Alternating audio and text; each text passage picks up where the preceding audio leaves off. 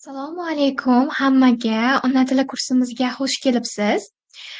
Bugungi darsimizda siz bilan fonetikani davom ettiramiz. Demak, hammaga ekran ko'rinyapti. Darsimizni boshlasak ham bo'ladi. Bugun sizlar bilan fonetikani eng muhim qismidan biri bo'lgan mavzu o'zbek tilidagi tovush o'zgarishlarini ko'rib chiqamiz.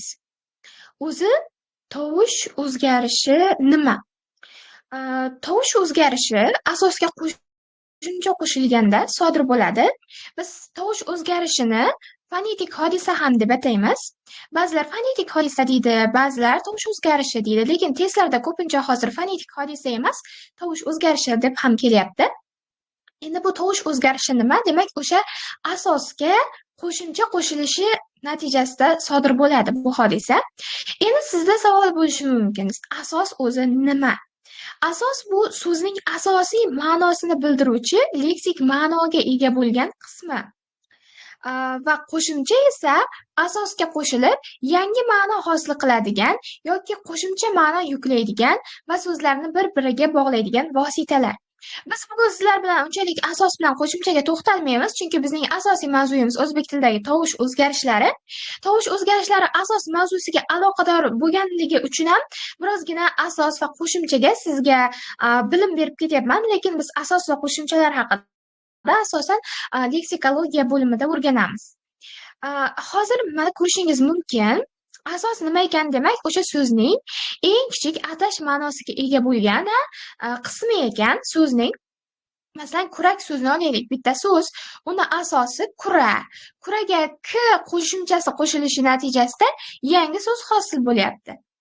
Yoki bo'lmasam supurgi, supurgining asosi supur, unga gi qo'shimchasi qo'shilishi natijasida supurgi so'zi paydo bo'lyapti. Yoki gul, gullarning asosi gul, gulga lar qo'shimchasi qo'shilishi natijasida gul deganda biz bitta gulni tushunamiz, lar qo'shilib ko'plikda bo'lib qolyapti. Yoki gulchining asosi gul, unga chini qo'shsak gulchi, yangi so'z hosil bo'lyapti. Demak, qo'shimchani 3 ta vazifasi bor o'zi. Asosga qo'shilib yangi ma'no hosil qiladigan yoki u asosga qo'shilib qo'shimcha ma'no yuklash kerak yoki asosga qo'shilib so'zlarni bir-biriga bog'lash kerak. Ana endi demak, asos nima ekan? So'zning asosiy ma'nosiga ega, ya'ni so'zning asosiy ma'nosini bildiruvchi leksik ma'noga, ya'ni leksik ma'no degani atash ma'nosiga ega bo'lgan qism. Atash ma'nosi degani, masalan, gul desam, siz bitta narsani ko'z oldingizga keltira olasiz. O'sha narsa asos bo'ladi. Qo'shimcha nima ekanligini ham tushundingiz. Demak, asosga qo'shilib yangi ma'no hosil qilish kerak yoki qo'shimcha ma'no yuklash kerak yoki so'zlarni bir-biriga bog'lash kerak. Mana asos va qo'shimchalarga misollar. Ana endi fonetik hodisalariga qaytadigan bo'lsak, fonetik hodisalar 3 xil bo'ladi. Tovush tushishi, tovush almashishi va tovush ortishi. Demak, birinchi bo'lib tovush tushishini ko'ramiz. Asosga qo'shimcha qo'shilishi natijasida bitta yoki bitta emas, ko'pgina tovush ham tushishi mumkin. Bitta yoki undan ortiq tovushning tushib qolish hodisasi tovush tushishi deb ataladi.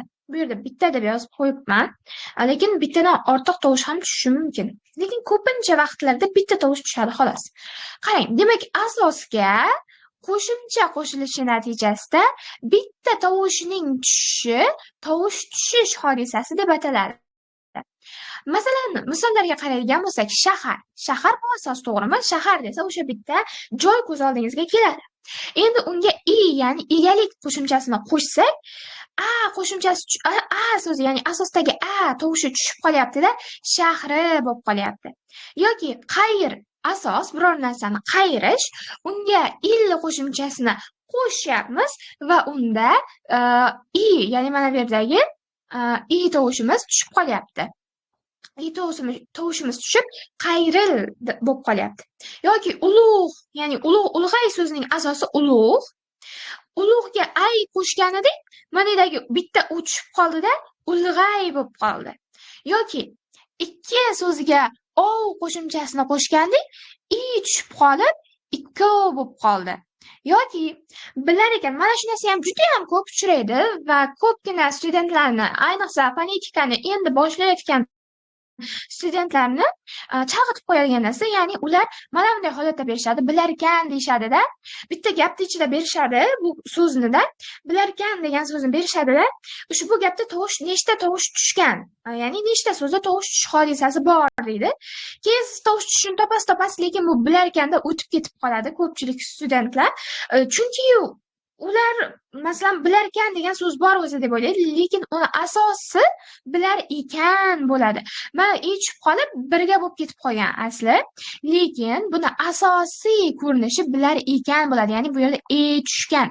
Shuning uchun masalan testda nechta so'zda tovush tushishi hodisasi sodir bo'lgan deydigan bo'lsa, xuddi shunaqa masalan ni tushishiga ham qarab keting. Masalan edi tushib qoladi, masalan qilar edi bo'lsa qilardi bo'lib qoladi, tushib qoladi, lekin ko'pchilik studentlar buni sezmay o'tib ketishadi. Siz o'sha e'tiborliroq bo'ling testda, shunaqa topishda.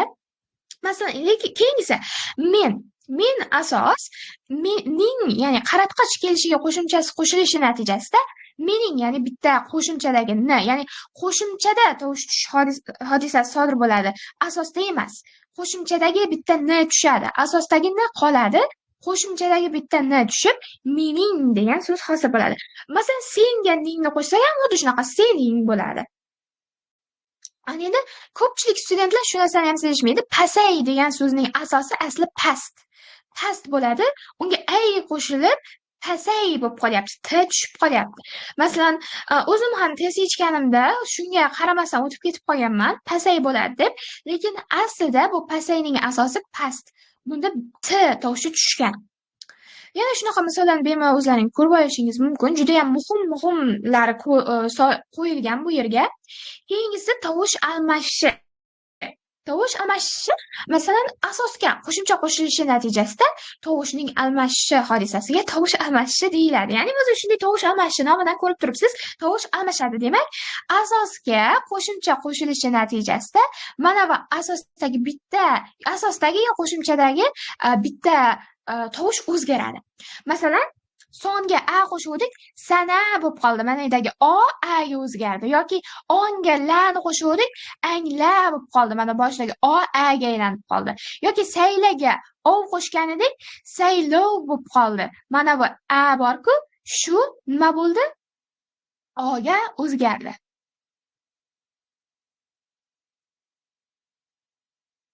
Xo'p, keyingisi.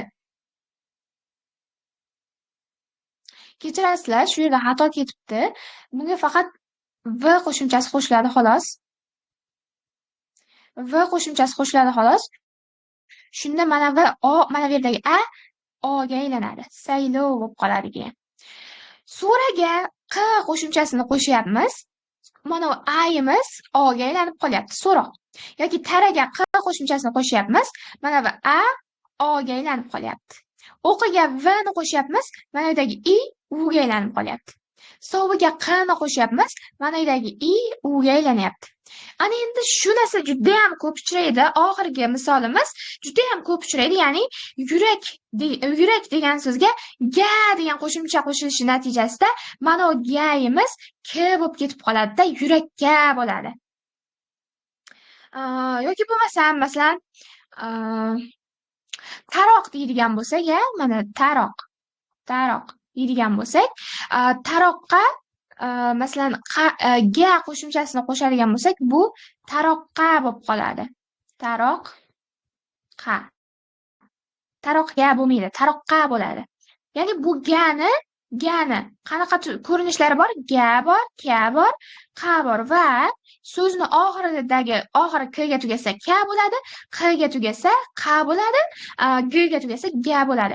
Agar mana shu yerda k bo'lib, unga ga qo'shimchasi qo'shilsa, u yurak, mana ga qo'shimchamiz k ga aylanib ketib qolyapti-da, k ga aylanib, mana g k ga aylanyapti. Shunga ham e'tiborliroq bo'lasiz. Tovush ortishi, ya'ni 3-chi tovush o'zgarish hodisasi. Asosga qo'shimcha qo'shilishi natijasida tovush ortsa, u tovush ortishi hodisasi deyiladi. Masalan, qarang, parvo so'ziga egalik qo'shimchasi im qo'shgan edik, bitta y ortib qoldi. Yoki isiga q qo'shgan edik, bitta s ortdi.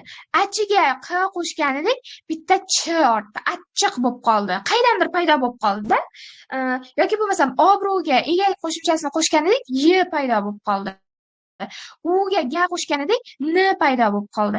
Egaga la qo'shimchasini qo'shgan edik, bitta l ortib qoldi. Egala bo'lib qoldi.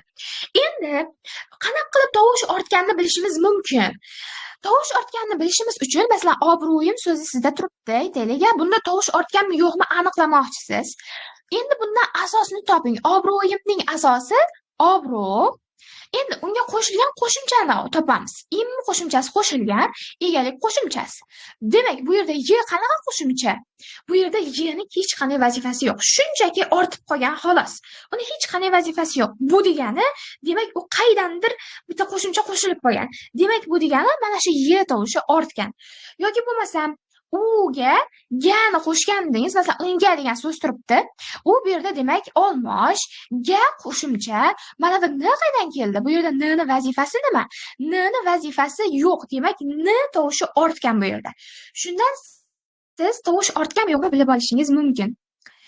Shu bilan bugungi darsimiz o'z nihoyasiga yetdi. E'tiboringiz uchun kattakon rahmat. Tushunarli bo'ldi degan umiddaman.